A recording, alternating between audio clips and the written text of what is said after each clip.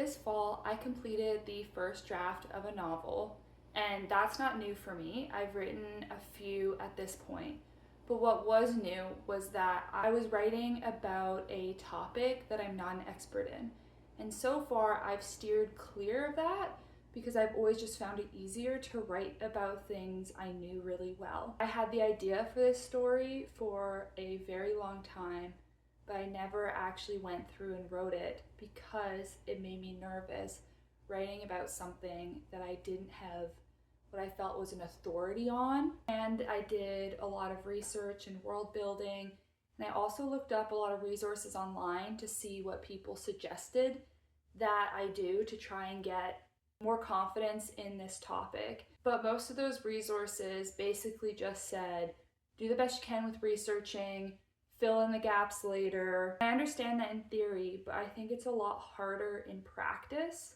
I mean, everything's a lot harder in practice. And I have enjoyed writing this first draft, but I think that my insecurity of not really feeling fully comfortable has crept in again and again and again. So the goal today is for me to go through all the things I feel like I don't know.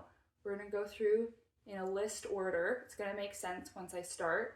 And I'm going to convince myself that I either know what I'm talking about, I can figure it out. By the end of this video, I'm going to have convinced you that not that I deserve to write this book, but that I can do it. I do know what I'm talking about. And even though I don't know all the little details of this topic I've chosen, that doesn't mean I can't write a kick-ass book. And you know what? I know it's not good to rely on other people, so I'm going to challenge myself that by the end of me recording this and editing it, I'm going to find within myself the confidence to write this and to stop second guessing myself and to really enjoy the revision process because I'm so excited to get into it. Revision's always been my favorite aspect of writing a story, and I don't want something like this holding me back. If you're new here, my name is Josie, and you're probably wondering what this mysterious topic I've decided to write my story around, and it is mountaineering. So I wrote this mountaineering thriller story with a revenge plot line through it. And so for most of the book, they are literally on a mountain, mountaineering, trying to get to the summit, and it's amidst this competition where there's other teams also trying to get to the summit as quick as possible. So there's a lot of talk of what route to take based off of the terrain, based on the skills necessary to get there, which way's faster, which way is more direct, not always the same. There's a lot going on with the idea of mountaineering, and some of these things I actually do have experience with. So I have a list of things that I think are necessary to convey mountaineering in a story. And I'm going to go through each one, and I'm going to say, using anecdotes of my life, experiences I've had, I'm going to convince myself that I do know what I'm talking about.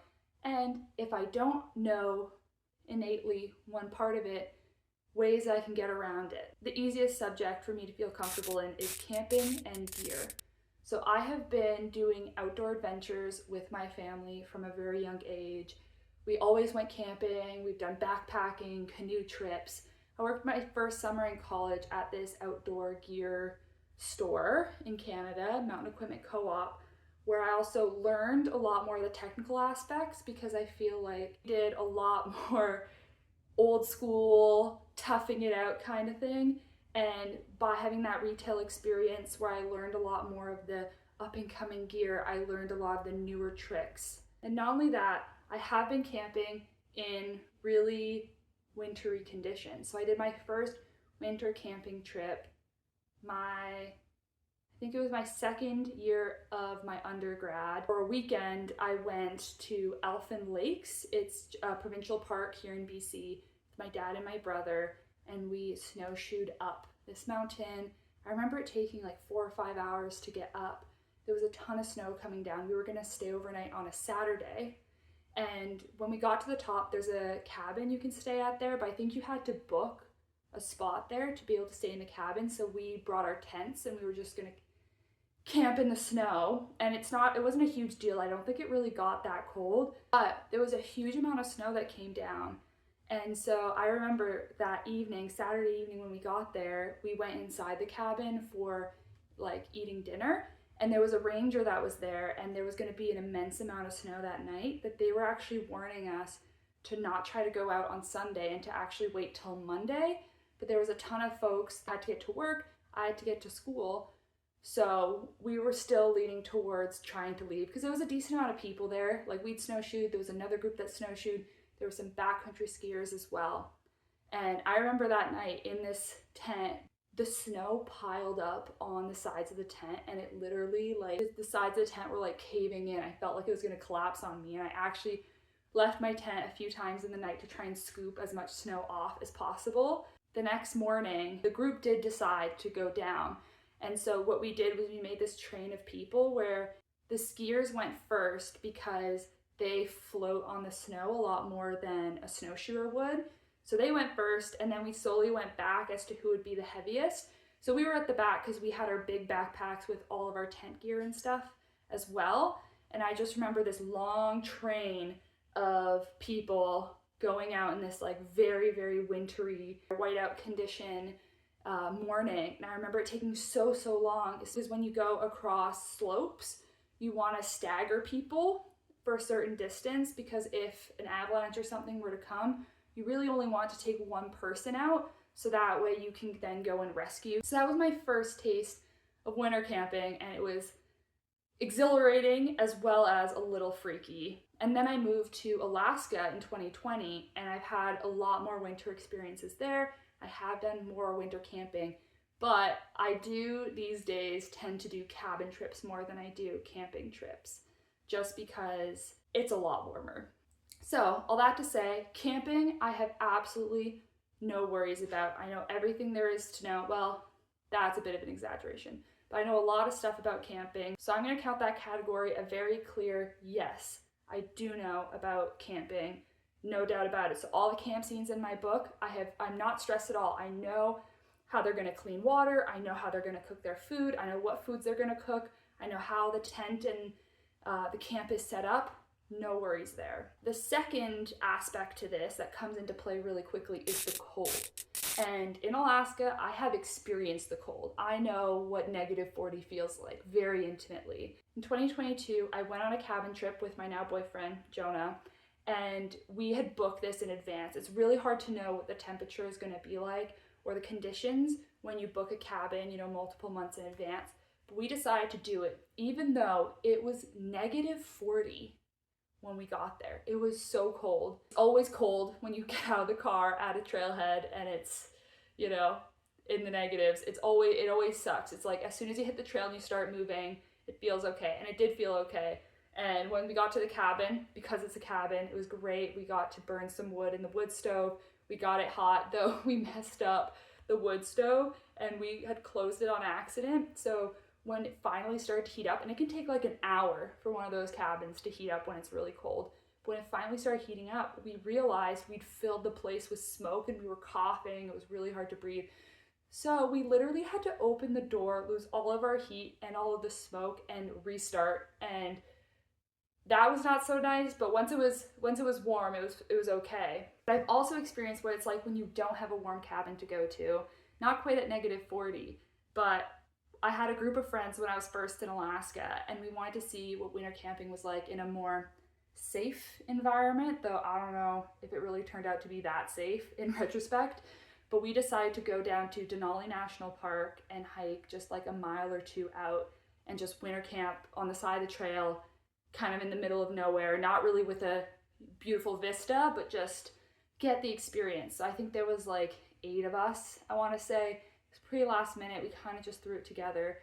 We were expecting it to be like 10 degrees Fahrenheit. But when we got to Denali, it was 0 degrees. So already I was a little bit nervous because my bag, this is a non-judgmental zone, but my sleeping bag was rated to, it's -10 Celsius, 14 Fahrenheit. And I was already getting kind of nervous. I had a liner, which I think adds technically like 5 or 10 degrees warmth. I really didn't know what I was thinking. And when we got to our camping spot, I don't know for sure, but some of the other people were pretty convinced it got down to -15 Fahrenheit while we were there. And I remember being so cold. It's a lesson I've learned. You can be in a sleeping bag that's rated to your temperature and survive, but it's not comfortable. That night, I was on that fine line where it went from this is uncomfortable to, oh, I'm shivering and I cannot stop and I cannot sleep and this is bad. So I ended up leaving my tent and asking my friends who were in another tent. They agreed to let me sleep in their tent that night because literally just their body heat made it so much nicer. But it was a 2-person tent and there were now 3 of us. And if you've been in a 2-person tent, a 2-person tent is the width of basically 2 sleeping pads. So I spent that whole night on my side. And if I wanted to switch to my other side, which I would have to do every once in a while because my hip would get really sore, I'd have to do like a side push-up to then flip around and then go back down on the other side. So I can say that I've experienced the cold and also experienced what it's like to try and sleep in the cold.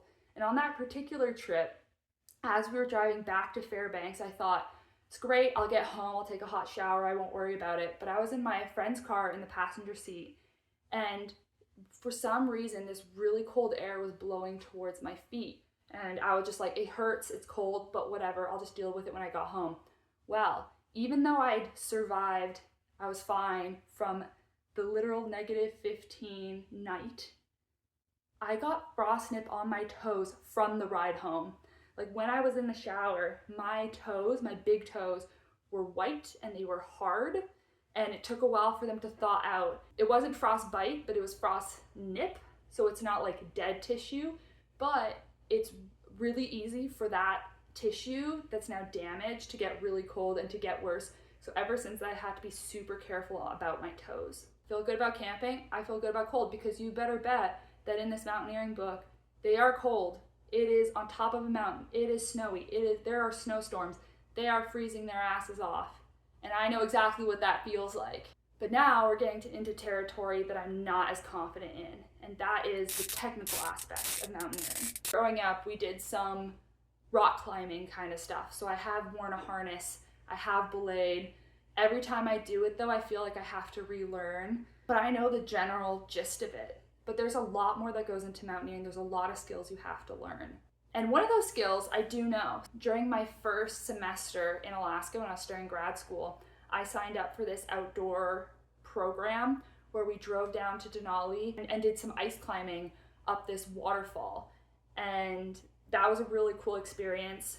But I don't like climbing. I have tried. When I was working at that outdoor gear store, everyone there seems to be a climber. It's like, it goes together so well. If you live in Vancouver, you know people that love to climb. It's like inevitable. And I've always wanted to get into it, but for some reason it's like never really connected with me. So I do know about ice climbing. And then I went a second time, I think a few years later, doing the same program. But I don't know any of the other technical aspects. I don't know crevasse rescues. I have walked across glaciers, but it's always been ones without any scary crevasses, using some micro spikes. But actually, in the backcountry, like forging a path no one else has been on, I don't know. I don't know what it's like to be roped into another person while climbing. And so I think it's these little details is that what trips me up. And honestly, the longer I've been thinking about it, because I have been thinking about it over the last month to try and figure out exactly what it is that's making me so hesitant to write this story. And I think it's because when I first got to Alaska and I was trying this ice climbing stuff, I had these huge aspirations of going into mountaineering. I talked with my friends about trying to maybe summit Denali one day, obviously needing a lot more practice and a lot more skills. Somewhere along there, I made the active choice that the time and effort to become proficient in mountaineering was not something that I really wanted to do. I have so much respect for people that do go all the way and that do climb these huge mountains, but it takes so much time, so much effort, and you have to really enjoy suffering. And I think I found where my line was in that suffering in the backcountry. I can suffer for a couple days, but I don't know if I can suffer for a couple weeks. But I think knowing that that was a path I could have taken and I decided against it, that's where a lot of my hesitation is coming from. Because I found in life, the more you understand something, almost like the less you realize you know. So I feel like for mountaineering, I know enough about it to feel like I know absolutely nothing. I feel like I'm getting a little off track because honestly, I feel like I'm convincing myself as to why I shouldn't write a mountaineering book. And now, especially now that I've written the book and I have a better understanding of what the scenes that are going to be super technical entail, I feel like it's not that big of a deal. I have times where they have to do a crevasse rescue, but I could look up a YouTube video. I could ask one of my many friends in Alaska who actually do mountaineering how that works. As long as I can connect with the main character, understand her journey, understand how her mountaineering experiences affect her, why she wants to do mountaineering, why it's so important to her, what got her into it, I think those are the keys, and I do that. I've gotten so close to pursuing that myself before deciding against it that it wouldn't be that hard for me to imagine otherwise. I've been waiting to write this book because, in part, I was waiting to see if I would ever go back to mountaineering, if I would ever give it another shot, if I would ever take a class on how to do crevasse rescue, how to properly climb a mountain, and stage your routes and figure out where your different camps are and how to acclimatize to certain elevations and all that kind of stuff. But I've made choices in life that's led me away from that, and that's okay. I have a lot of amazing things I still get to do. That doesn't mean I don't get to write a really cool book and fantasize about having that climbing dream. Here's my goal, and it's almost the end of December, so I feel like now's the perfect time to set a goal. I am not going to allow myself to say that I feel like an imposter. I'm not going to allow myself to say that I can't do it, because I can. And I'm going to make myself watch this video anytime I feel like I shouldn't be writing it, because I have a really cool story and I would hate for it not to see the light of day just because I let something silly like I don't know how to do a crevasse rescue stop me from getting there. I don't know how applicable this video is to literally anyone else. I really need to talk through it all, I think, for my own peace of mind. I think it's really important to remember that even if you don't feel like you should do something, you can feel those feelings as long as you don't let those feelings stop you from doing it in the first place.